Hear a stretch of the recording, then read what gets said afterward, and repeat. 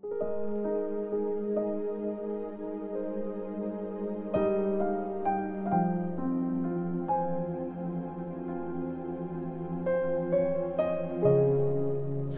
Peter chapter 2. Mga peking teachers. Noon, may mga lumitaw na nagpapanggap ng mga prophets sa Israel, at ganito din ang mangyayari sa inyo. May lilitaw na mga peking teachers. Pasekreto silang magtuturo sa inyo ng mga nakakasira at maling teachings. Ididinay pa nila ang master na nagligtas sa kanila. Ang mga ito ang wawasak sa kanila. Maraming gagaya sa kahalayan nila. At dahil sa ginagawa nila, maraming magsasalita ng masama tungkol sa daan ng katotohanan. Sa sobrang kasakiman ng mga peking teachers na to, gugulangan nila kayo at kukwentuhan nila kayo ng mga kwentong inimbento lang. Pero matagal nang nakaredy ang judgment sa kanila at hindi natutulog ang magpaparusa sa kanila. Hindi pinalampas ng Diyos yung mga angels na nagkasala. Tinapon sila sa impyerno at kinadena sila doon sa dilim habang hinihintay nila ang araw na i-judge sila. Hindi pinalampas ng Diyos yung mundo noong unang panahon at nagpadala siya ng malaking baha para wasakin ang mga masasama. Pero niligtas niya si Noah at yung 7 kasama niya. Pinreach ni Noah kung paano mamuhay ng matuwid. Pinarusahan ng Diyos ang mga city ng Sodom at Gomora. Sinunog sila hanggang sa abo na lang ang natira. Ginawa silang example ng kung ano mangyayari sa mga taong ayaw sumunod sa Diyos. Pero niligtas ng Diyos si Lot. Mabuting tao siya at sobrang nahirapan ang kalooban niya dahil sa mga ginagawang kahalayan ng mga masasamang tao.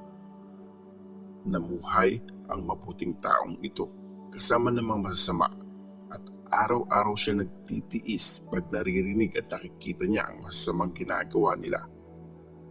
So, alam ng Panginoon kung paano ililigtas ang mga makadiyos mula sa mga paghihirap nila. Habang pinaparusahan niya yung mga masasamang tao hanggang sa dumating ang araw na i-judge sila. Mas matindi ang parusa sa mga gumagawa ng kahalayan ayon sa pagnanasang katawan at yung mga ayaw kumilala sa authority ng Diyos. Ang mga peking teachers na to, puro mayayabang at masyadong bilib sa sarili. Hindi nila nire-respeto at binabastos pa nila ang mga maluwalhating nilalang.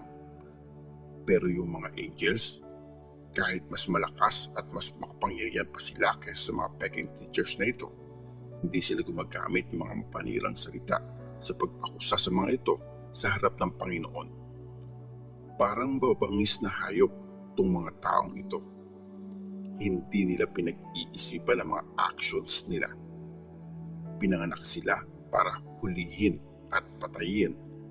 Sinisiraan nila ang mga bagay na hindi nila naiintindihan.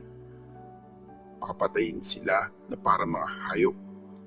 Pagbabayaran nila yung pagpapahirap na ginawa nila sa iba.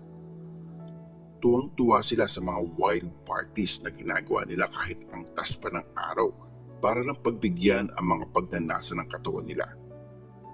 Nakakahiya at nakakadiri sila. Sumasama sila sa mga kainan nyo at ang saya-saya pa nila kasi naloloko nila kayo. Wala silang ibang iniisip. Puro lang paggawa ng kahalayan sa asawa ng iba. Hindi sila nakukontento sa paggawa ng masama. Tinatrap nila ang mga mahihina at natural na sa kanila ang maging sakim. Sinumpa na sila ng Diyos. Iniwan na nila ang tamang daan at naligaw na sila. Lumakad na sila sa daan ni Balaam, yung anak ni Beyor na mas ginusto ang perang makukuha niya sa paggawa ng masama. Pero sinuway siya sa kasalanan niya. Nagsalita na parang tao yung donkey niya para pigilan siya sa kabaliwan niya. Parang mga balon na walang tubig ang mga taong ito at para silang mga ulap na tinatangay ng bagyo. Nireserve na ng Diyos ang lugar nila sa pinakamalalim na parte ng kadiliman. Pinagyayabang nila ang mga kabubuhan nila at ginagamit nila ang mga pagnanasa ng katawan para itrap yung mga nagsisimula palang lumayo sa mga taong mali ang klase ng pamumuhay.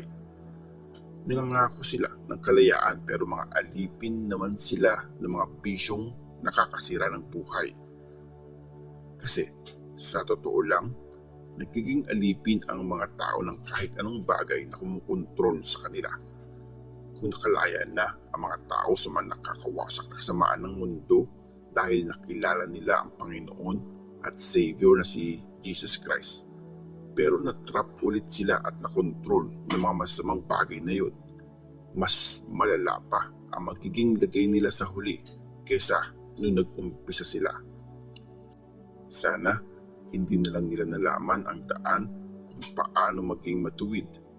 Kaysa nalaman nila yon, tapos tatalikuran lang nila ang mga banal na utos na tinuro sa kanila. Pinapatunayan nilang totoo yung kasabihan na kinakain ng aso ang sarili niyang suka at ang baboy. Pagkatapos paliguan, maglulublob lang ulit sa putikan.